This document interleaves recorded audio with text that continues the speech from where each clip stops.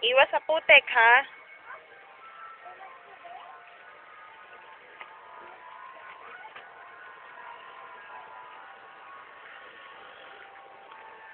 Diyan sa semento!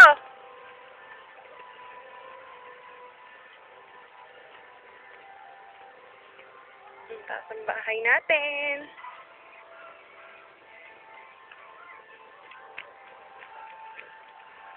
Ito yung daanan nila pagka bumibili sa amin ng pagkain, Papa. Yan. Yan yung kaprasong hagdanan na dinadaanan ng mga bumibili sa atin.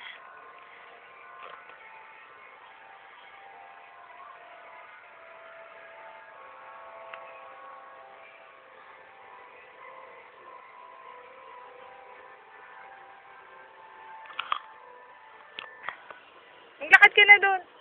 Hindi mo may iwasan yan. Daan doon, sa kabilang side doon. Sige na, go. Go, baby ko. Sige na, dali.